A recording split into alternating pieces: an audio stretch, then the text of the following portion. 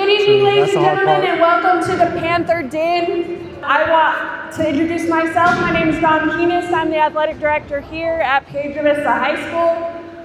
Before I begin, I'd like to introduce Mr. Gamboa. He's the district athletic director, and he wants to say a couple words. Hey, thank you all for being here. I hope you had a great summer. It's an exciting year. We're kicking off the first game of the season. It's going to be our rivalry game, so make sure we show up day one. A lot of school spirit and get ready for that game. And let's come out August 21st. August 21st is our first game, so let's come together as a community. I want to start off with just what our mission is in athletics. Our main focus, first and foremost, is to promote academic and athletic excellence for your kid. Secondly, we want to help them develop those life skills to prepare them for life on and off the field. That's our mission. Our vision for your student and your child in athletics is to show and promote those positive behaviors out in the community and represent our community, school, and your family in a positive manner in everything that they do. Okay? So with that being said, this year our focus is on behaviors. Everything that we do, we're going to act in a positive manner. We're going to represent PV and the Farmington community in a positive manner. If somebody's not, let's hold each other accountable. If it's a coach, let's have a conversation with the coach. If it's your child or student, let's have a conversation with them. If it's you, let's have a conversation. Let's promote that positive behavior. Okay? With that being said, there's a lot of pressure that's put on your athlete throughout the year. I assure you, your coaches are going to put pressure on those kids to be better so they can be the best product of themselves in everything that they do. Their teammates are going to put pressure on them. They're competing for spots. The crowd, I promise you, will put pressure on your kid. That scoreboard is a test score that everybody sees every competition. Okay, there's a lot of pressure. The one pressure we need help with is that dinner table conversation. Okay, my wife held me accountable to this a long time ago. I'm only allowed to ask my kids 3 questions. Did you have fun? Did you give your best effort? And were you a good teammate? Outside of that, I didn't ask them why so-and-so starting in front of them, why they didn't play today. They've got to be able to advocate for themselves. If they feel like they're not being heard by the coach, then go with your child and have a conversation with the coach. Okay? I'm excited for this year. Like I said, we start off August 21 with our big rivalry game. I hope to see you all out there, and I thank you for all that you all do for your kids and our coaches and our community. Thank you all very much. So, like I said, my name is Dawn Keenest. I'm the athletic director here at PD. My office is right in this building, and you can come and talk to me. Stacy Wolford is my right-hand man. She's the heart and soul of this athletic department. She'll answer 99% of your questions. Give her a call, and she'll be able to help you. Okay? So here is, there's technical difficulty everywhere. So Stacy Wolford over here is Kevin Wagner. He is our new head principal and doing a fantastic job creating culture and everything in that area. Our fall coaches, we have Coach Howell, who's our football coach. We have Coach Kinsey, who's our boys soccer coach. Coach Nani, he's new to our school. He's our boys soccer coach. Coach Caliendo is back for volleyball. We have Coach Sage, who's our cross-country coach, and Coach Yost, boys golf, Coach Drake, who's our girls golf, and then Coach Paxton, she is our spirit coach this year. So here is the video from the NMAA. It's about 6 minutes long, I believe. Please pay attention. It talks about your transfer rule and everything that you need to know about that. The NMAA knows that community support is a major factor in bringing an impactful and meaningful experience to our student athletes each year. In recognition of that support, the NMAA would like to thank TLC for their valued sponsorship of this preseason video. Hi, Dale Armstrong, owner-founder of TLC. Athletes, This season is more than the scoreboard. It's discipline, teamwork, showing respect when it's hard. Those lessons outlast any trophy. Play with heart, play with class, and leave it all on the field. And good luck this season. Hi, I'm JP Murrieta with the New Mexico Activities Association. I'd like to welcome you to a new high school sports season. As teams start the year, it's important that everyone, students, parents, and coaches, understands the expectations that help create a positive and successful experience. In this video, we'll focus on the values of sportsmanship and competing with class. We will also discuss a big change to high school athletics in New Mexico. At the NMAA, we believe that education-based athletics and activities are about more than wins and losses. They provide opportunities for students to develop character, leadership, and lead to life lessons that extend far beyond the playing field and help prepare young people for success in life. I will tell you, the best people that I know participated in something in high school. As sports, they were either in sports or they were in band, choir, whatever. But the benefit of being in an athletic or any activity at the high school level, number one, it teaches you some accountability, some responsibility, and how to be a good person with other people, how to work in a group. You might be wondering, who exactly is the NMAA and what do they do? Simply put, the New Mexico Activities Association exists to serve the schools of New Mexico. Our membership includes schools of every size from every corner of the state, all working together to create opportunities for students through athletics and activities. Our job is to oversee high school athletics and activities by organizing and hosting state championships, enforcing the rules, and helping create a fair, safe, and positive experience for every student who participates. And those rules, they're not created by us alone. They're developed, discussed, and voted on by the schools themselves. A majority of member schools across New Mexico voted for a big change to high school athletics. Students may now transfer schools without penalty and be immediately eligible at the school of their choice on a first transfer. Homeschool and charter school statutes still apply, as do recruitment and undue influence rules.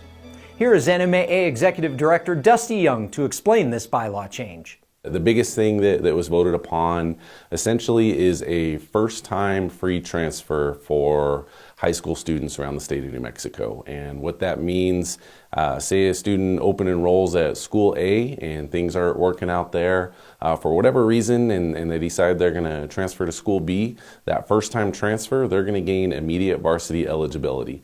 Now, there are some exceptions to that. We do still have some other rules and regulations in place, for example, recruitment and undue influence. We don't want to have super teams out there. We don't want to allow schools to recruit certain individuals to come play for their program because essentially we're trying to keep a level playing field still across the state of New Mexico. And on top of that, we do have some other guidelines that we have to follow, in particular some state statutes when it comes to homeschool students and charter school students. So per those state laws, those kids have some restrictions already. Homeschool students, for example, they're only allowed to participate at their home attendance zone public school. So we'll keep those rules and regulations in place. Also, we still have our academic standards. So if you leave one school and you don't have a 2.0, you're not going to be eligible at the new school just because you transferred. You still have to have the grades to do so. So again, it's really just a complete update to Section 6 of the handbook. And you asked why that occurred. It's really just something we've been looking at as an association for several years. We've been looking at everything within our bylaws, from sports regulations to classification and alignment, but eligibility really has been a hot topic over the last few years. And really over the last 18 months, our staff and our school administrators, we've been talking about transfers and possibly providing some more flexibility to the students across our state. And a big piece of that is just looking at national trends and societal trends, and things are different now than they were when NMAA bylaws, were created almost 100 years ago. Sure, we've made some updates along the way, but in looking back at it, our just society is so different now, and we have to adapt and be flexible and understand that things are different. What if a student transfers once without penalty and then wants to transfer a second time? What happens? Sure. So once that first free transfer is used, there will still be some options for students after that. We understand that you might move from school A to school B, and then something unforeseen comes up. And we still want to have some options out there for those student athletes. For example, if you've used that first time free transfer and you transfer again because your parents got a job in a different community across the state, we still have those bona fide move eligibility allowances just to help in those situations. Also, unfortunately, divorce is a little bit more prevalent in today's society. So if you have a family situation where mom and dad separate and they're divorced, and the student athlete wants to move from mom to dad or dad to mom, that's another exception that we would allow on that subsequent transfer. Or things like did not participate. So maybe you went to school A, you didn't even play basketball at school A, then you go to school B and you want to give basketball a try. Well, because you didn't play at the last school, you'd get that opportunity at the second school. Can coaches, parents, or individuals affiliated with the school or program recruit kids? And that's the biggest thing I think we want to promote to our communities across the state is we wanted to provide flexibility for our student athletes to move around that one time during high school. But we want to make sure we have some guardrails to help establish that level playing field and really to stay true to the root of education-based athletics. It's education first, athletics second. So because of that, recruitment, whether it's a coach, whether it's school personnel, or whether it's even the parents of student athletes from a certain team, or those student athletes themselves, or alumni. We can't have those individuals encouraging students from one school to attend another school to participate in a certain program. That essentially is the essence of our recruitment and undue influence bylaws. And when those are violated, there are some significant penalties that come along with them, that both to the school and to the student athlete. So if you are moving from one school to another and we find that recruitment or undue influence has been violated, that student is ineligible at all levels in all sports for 365 days. And on top of that, the school is going to receive some additional sanctions, even fines up to $5,000. What does this bylaw change mean for 8th graders? Yeah, so in addition to the transfer bylaws being adjusted, 8th grade eligibility has been adjusted slightly as well. With the new bylaws that were adopted by our membership, 8th graders are now eligible to participate at the high school level at the high school in which their middle school feeds into. And we have got a lot of questions. What does that mean for larger districts that might have a middle school that feeds into different high schools? Well, it's up to that school district to determine the actual feeder schools. So wherever that student is at in middle school, they can participate in athletics at the high school level that they feed into. There are also some situations where an 8th grader might be at a charter school that doesn't necessarily have a high school that they feed into. So in that situation, those kids can still play at the high school level, but at their home attendance zone public school. How does this affect homeschool kids and charter schools? So again, homeschool and charter school eligibility is governed not just by the NMAA, but also the state of New Mexico. There have been some state statutes that have passed the legislature, and we of course have to follow those. And the basics with that, homeschool students, they're eligible at their home attendance public school only. Okay, and same thing with charter schools. If you're attending a charter school and that particular school does not have an athletic program at all or doesn't have a specific sport, you can still participate, but only at the home attendance zone public school. What is the timeline for a student that wants to transfer? The first free transfer provision can only be utilized if the transfer occurs on or before the start of practice date of the sports season in which the transfer occurs. So for example, if a baseball player wanted to use the first free transfer exception, the student would have to transfer on or before February 1st, 2027, because that is the official start date for this year's high school baseball season. This would of course apply to each of the sports in their official start date. So does this new bylaw apply to any and all schools in New Mexico? While all bylaws do apply to the entire membership, it should be noted that school districts can implement their own policies which may exceed the standards set by the NMAA. So when it comes to the first free transfer rule, school districts must also approve eligibility based on their own internal transfer and enrollment policies. We want to remind everyone that the 2 strikes policy remains in effect this school year.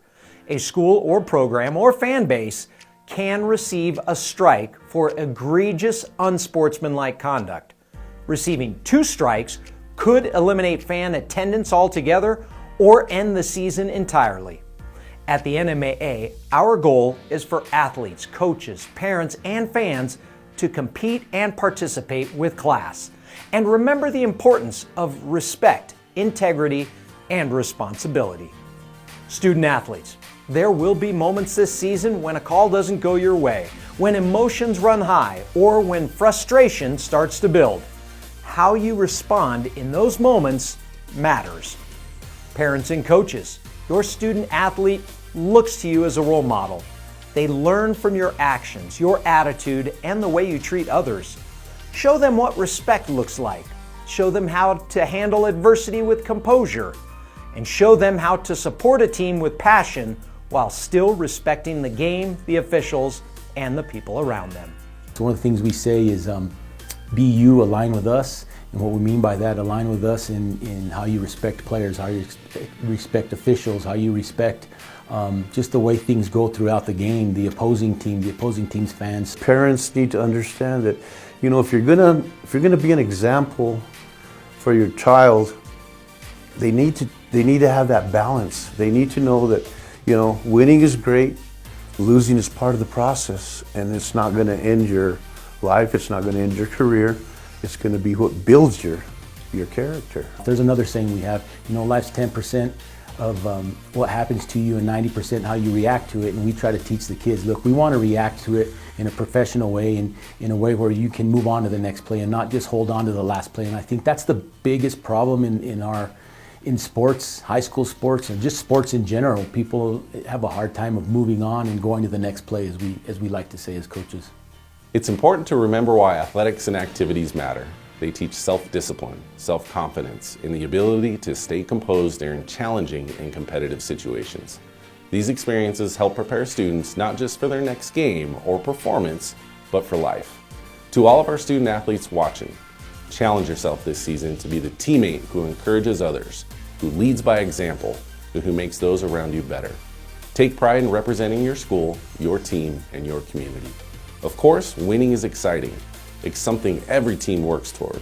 But when students are asked why they participate in athletics and activities, one of the most common answers is simple. They want to have fun. Let's work together to make sure that happens. Good luck and let's have a great season. Coach Gamboa went through this already. Please do not put any undue pressure on your kids. Let them play. Let the coaches coach. Let the officials officiate. Your job is to make sure that they have fun, they're a good teammate, and they gave their best effort. Okay? This year, like Mr. Gamboa said, our main focus is behaviors. Okay? Our goal this year is to have absolutely no ejections. So I'm up here telling you that this meeting counts as your one warning. Okay? We are not going to be yelling at the coaches. We're not going to be yelling at other players on the field or the court, and we're definitely not going to be yelling at the officials, okay? We're not going to be yelling at them when they're walking towards their locker room or to their car. This is your one warning. If me or any of my staff have to talk to you, we will kindly ask you to leave. So our athletic code of conduct, the main thing on this slide I want to let you know of is our attendance policy for athletes. 12 unexcused absence in any class constitutes them to be ineligible for the remainder of the semester. 4 tardies equals 1 unexcused absence. Okay? So if they get to 12, they're done for the semester. It does renew at the following semester, but once they get to 12, they're done. Okay? Chemical abuse policy. If we catch you once, it's a 30-day and you have to take a class. We catch you twice, it's a 60-day sit out and you have to take the class. And then if we catch you again, you're done. Now, your team can have a more strict, I don't know if that's correct English, but we're gonna go with it. More strict policy, so they can kick you off with 1 violation. And I will support that. Eligibility, no less than a 2.0 grade point average at the semester and no Fs. Absolutely no Fs and a 2.0. We check that diligently. Well, I don't. Ms. Wolfert does. She checks it, and we make sure every single person that's on our field, on our court, follows this. The video that you just watched kind of went over this. Hopefully you guys are paying attention, okay? But if you are a transfer, the first thing you need to do is you need to get waived into the district or to the school. You need to enroll into Power School, because I can't talk to you until you are in Power School. And then you get to come and talk to me. We fill out the NMAA paperwork. Right now they're inundated, so it's taking about a week and a half to get back a decision from the NMAA. And then I will send your coach and your parent 2 emails. One to let them know that you're eligible for practice, and then another one to let them know you're eligible for competition, okay? Until your coach hears from me, you can't practice or compete until they hear from me. There's no guarantees the NMAA is going to grant your transfer paperwork, and even if they do, there's no guarantee you're gonna make the team. You still have to go through tryouts. 8th grade participation, you have to visit Ms. Wolfert in her office to fill out an NMAA participation form, and you must be enrolled in the PV feeder school. This is different than it was last year. In the years previous, you had to live in the PV district. This year, if you go to Heights or Mesa View, you're automatically one of our kiddos, and you can come up here. If you live in our district, but go to Hermosa or Tibbetts, for some reason, you can't come to PV as an 8th grader. You can sit out as an 8th grader and make your open enrollment choice as a 9th grader. Home and private school kiddos have not changed. You have to enroll and be in Power School as an athletic-only student, and you have to live in our attendance zone. One thing I need to stress this year is our ticket prices have increased. Now everybody's gonna grumble a little bit, and I understand that, but we have to pay for officials. We have to pay for the concession stand. We have to pay for the improvements of our building and the upkeep of our building. So everything went up, so our prices go up. However, you can purchase your tickets online. We do have passes available. There's a family pass. There's 2 different kinds of family passes. There's an all sports pass that will get you into everything from football to track. And then there's a season pass. If you're a 1 sport parent, you can get the season pass, and it will get you into everything, okay? So come see Ms. Wolfert, and she'll hook you up with a pass. Next up is our trainers. Aaron Stim's gonna come and talk about what he does and what you guys need to do to be okay in his department. So my name's Aaron Stim. I'm one of the athletic trainers. Mia Palomares is the other one. Slide kind of says it all. We're here for your kids' health and safety, and that's everything from prevention, emergency care, evaluation, rehab, kind of the whole gambit. The sooner we know about things, the more we can do to address it. So I'd rather know about every little bump and bruise than have something go that didn't need to progress to that point. We're here to keep you guys on the field and playing. We have a ton of great resources. If it's something that we can't handle here, which most of it can, we have great resources in the community to get you where you need to go quick, but we need to know about it. Rank 1 is also our department. This year we upgraded it, so if you get an account and have the app, it can make communication a lot easier. You can get in touch with us, we can get in touch with you. It's all HIPAA compliant and everything's a lot smoother. Thank you, Mr. Stim. All right, so believe it or not, that's all I have. If you have any questions, shoot us an email. I'll stay after if you have any immediate questions. Ms. Wolfert will be in her office if you are an 8th grader and need to sign that participation form.